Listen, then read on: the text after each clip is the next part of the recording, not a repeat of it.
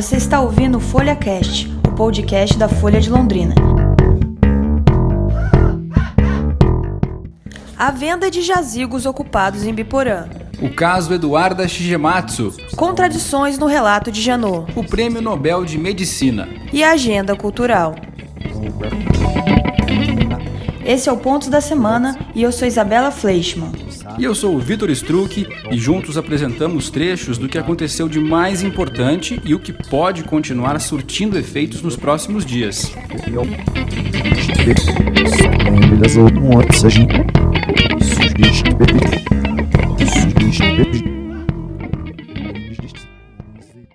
Treze pessoas foram presas pela Polícia Civil na quinta-feira passada em Biporã, suspeitos de vender irregularmente jazigos já ocupados e terrenos inutilizados no cemitério São Lucas.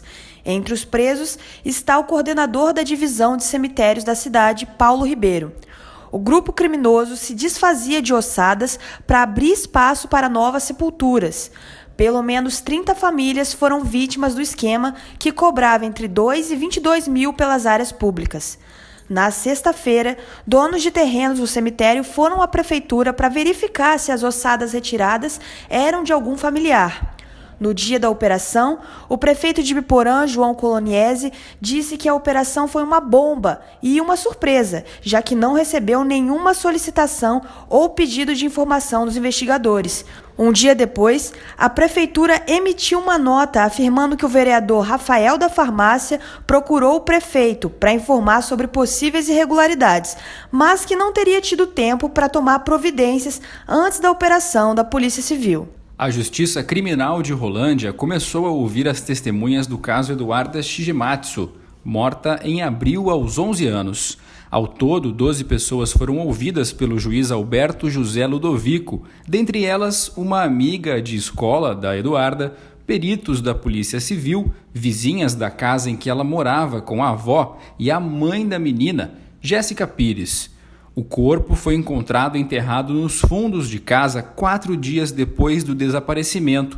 Os principais suspeitos deste crime que chocou a região são o pai, Ricardo Seide, e a avó, Terezinha de Jesus Guinaia. Eles são acusados de homicídio triplamente qualificado, dentre outros crimes. Começou nesta segunda-feira a campanha nacional de vacinação contra o sarampo. A primeira fase da campanha acontecerá até o dia 25 de outubro. Pais e responsáveis devem levar as crianças entre 6 meses e 4 anos e 29 dias para vacinar nos postos de saúde. Em março desse ano, o Brasil perdeu a certificação de país livre do sarampo, já que voltou a ter casos. E nesta terça-feira será votado o relatório final da comissão processante aberta contra o prefeito de Rolândia, Luiz Franciscone Neto, do PSDB. O futuro político do tucano será decidido em uma sessão extraordinária marcada para as 6 horas da tarde. No início da semana passada, a comissão processante tinha pedido o arquivamento do caso. Mas nessa terça, os vereadores terão 2 caminhos. Ou dão andamento no processo que investiga o prefeito, ou arquivam a denúncia de que Franciscone teria contratado uma empresa terceirizada para prestar serviços médicos irregulares. O Ministério Público suspeita que o tucano fazia pagamentos indevidos à esposa dele, que é médica concursada de Rolândia. E depois de muitas semanas, vamos falar de uma vitória do Londrina. É isso mesmo, na estreia do técnico Mazzola Júnior, o Londrina venceu o Cuiabá e se livrou da zona do rebaixamento. O gol de pênalti foi de Léo Passos, atacante emprestado pelo Palmeiras. Foi a primeira vitória depois de 3 derrotas consecutivas. Agora o Tubarão está a 4 pontos da zona do rebaixamento e a 8 do G4.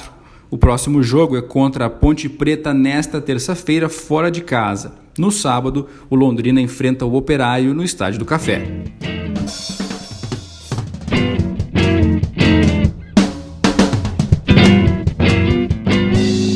Falando de política, em visita a Londrina para liberar recursos na semana passada, o governador Ratinho Júnior disse que alterar a licença-prêmio dos servidores estaduais é necessário para enxugar a máquina pública.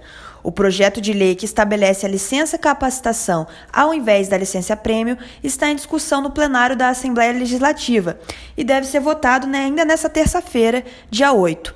Pela atual licença-prêmio, o servidor pode se ausentar do trabalho por 3 meses a cada 5 anos trabalhados, de forma remunerada. Mas, pela nova proposta, o servidor que retirar a licença terá que estudar. Ele deve se especializar na sua área de atuação durante a ausência no serviço e comprovar a participação no curso por meio de um certificado. Aliás, ainda na entrevista coletiva, o governador Ratinho Júnior foi questionado sobre alianças políticas para as candidaturas municipais do próximo ano. Ratinho disse que é prematuro falar sobre isso e, embora tenha confirmado a visita do ex-prefeito Alexandre Kiref e vereadores do PSD em Curitiba, disse que o encontro foi mais sobre questões políticas do que candidaturas. A Polícia Federal pediu ao Ministério Público a abertura da segunda investigação sobre candidaturas laranjas do PSL em Minas Gerais. A ideia é apurar as contas de campanha a deputado federal do atual ministro do Turismo, Marcelo Álvaro Antônio. Na sexta-feira passada, o MP denunciou o ministro. A promotoria suspeita de que o PSL de Minas Gerais lançou candidaturas de fachada para deputados estaduais e federais. Os candidatos tiveram poucos votos, mas receberam alguns dos maiores repasses do fundo partidário do país. E eleitores do país foram às urnas para eleger os representantes dos conselhos tutelares neste domingo. Em Londrina, a votação foi marcada pela confusão quanto aos locais de voto. Foram definidos os nomes dos 25 novos conselheiros titulares e os subsequentes 25 colocados como suplentes para o órgão. O mandato começa em janeiro do próximo ano e termina em janeiro de 2024. Diferentemente das eleições gerais, a votação para o conselho é facultativa, ou seja, qualquer cidadão que ajustou sua situação com a Justiça Eleitoral até dia 28 de junho desse ano, quando foi fechado o cadastro eleitoral para o pleito, pôde votar. Cabe ao Conselho Tutelar zelar pelo cumprimento dos direitos presentes no ECA, o Estatuto da Criança e do Adolescente. Os conselheiros são eleitos a cada 4 anos e são remunerados pelo município. Embora Londrina tenha 357 mil eleitores aptos, participaram da eleição do Conselho 11.763 votantes. Mesmo não sendo obrigatória, a votação teve 56 votos nulos e 15 brancos. Foram 73 locais de votação espalhados pela cidade e a zona rural. As urnas eletrônicas foram cedidas pelo Tribunal Regional Eleitoral. A Comissão Eleitoral analisa agora pedidos de impugnação de candidatura, já que houve denúncias de boca de urna, transporte de eleitores, além de candidatos que estão sob liminar judicial, já que não passaram na prova do processo seletivo anterior à eleição. A eleição do Conselho teve problemas em Curitiba, Paranaguá e Campo Largo. Nas 3 cidades, as eleições foram canceladas. Em Curitiba, houve problema nas fotos dos candidatos na urna. Em Paranaguá, a eleição nem foi realizada porque a prova de seleção apresentou problemas. E em Campo Largo, a votação, que seria por cédulas, apresentava falta de espaço para preencher candidatos. Além disso, em Ibiporã, uma das eleitas para o Conselho Tutelar é uma mulher investigada pelo esquema de venda de jazigos no cemitério. Juliana Zeferino chegou a ser presa no dia da operação, mas foi liberada no dia seguinte. O portal J de Notícias Jurídicas revelou que o ex-procurador-geral da República, Rodrigo Janot, estava em Belo Horizonte quando teria ido ao Supremo Tribunal Federal armado para matar o ministro Gilmar Mendes em 2017. A história foi contada pelo livro de Janot, sem divulgar que o alvo seria o ministro do STF. Mas, em declaração a veículos de comunicação, Janot disse que a intenção era mesmo de matar Gilmar Mendes e se suicidar em seguida. Mas, pela falta de indicativos de que o ex-PGR estaria no STF naquele dia que pretendia cometer o crime, a reportagem do Jota acredita que tudo não passou da imaginação de Janot. E a juíza Luíse Filgueiras foi atacada com uma faca enquanto trabalhava em um gabinete do Tribunal Regional Federal da Terceira Região, em São Paulo. O ataque foi na semana passada e partiu do procurador da Fazenda Nacional, Matheus Carneiro, Assunção. Ele foi preso logo em seguida e passou por audiência de custódia. A juíza, que estava substituindo o desembargador Paulo Fontes, chegou a ser atingida pela faca, mas sofreu apenas um ferimento leve. Em seguida, a Advocacia Geral da União emitiu uma nota dizendo que existem relatos de que o procurador estava em tratamento médico e vai passar por perícia.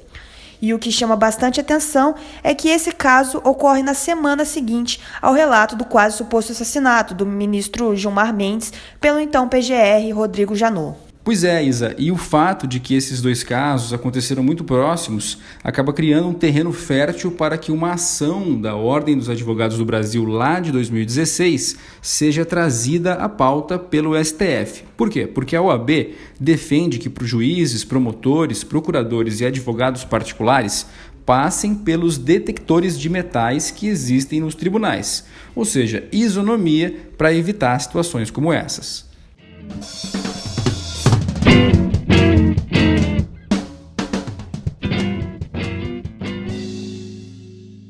O Ministério da Educação divulgou as notas do ENAD, o Exame Nacional de Desempenho dos Estudantes, na semana passada. As notas vão de 1 a 5. A UEL teve 3 cursos com nota máxima no ENAD: Direito, Jornalismo e Psicologia. E no Vaticano, o Papa Francisco celebrou neste domingo, dia 6, a missa que abre o Sínodo da Igreja Católica. O fogo ateado por interesses que destroem, como é o que devastou recentemente a Amazônia, não é o do Evangelho, disse o pontífice. O encontro católico vai até o dia 27 de outubro e reúne 250 bispos que discutem os povos da Amazônia. E falando de meio ambiente, 124 praias do Nordeste foram atingidas por manchas de óleo, segundo a divulgação do IBAMA na quinta-feira passada. Segundo o Instituto, as manchas são de petróleo puro, mas ainda não se sabe de onde ele veio. Alguns animais foram atingidos pelo produto. Isa, mudando um pouquinho de assunto, olha só que curioso esse caso que revela como as pessoas estão se relacionando hoje em dia, ou não se relacionando, né? Na semana passada, na Alemanha, o corpo de um padeiro aposentado foi encontrado em casa 8 anos depois do falecimento. O corpo deste senhor, que morreu aos 57 anos, foi encontrado em meio a um incêndio no prédio. Os bombeiros acabaram arrombando a porta da entrada.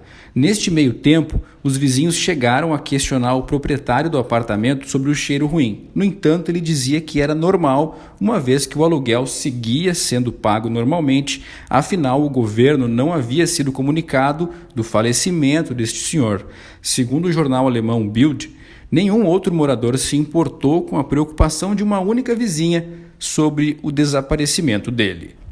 E nessa segunda-feira, os americanos William Kaelin e Greg Semenza, além do inglês Peter Ratcliffe, ganharam o Prêmio Nobel de Medicina. Os cientistas descreveram um mecanismo molecular que regula a atividade dos genes em uma célula de acordo com a quantidade de oxigênio. A pesquisa auxilia tratamentos de câncer e anemia.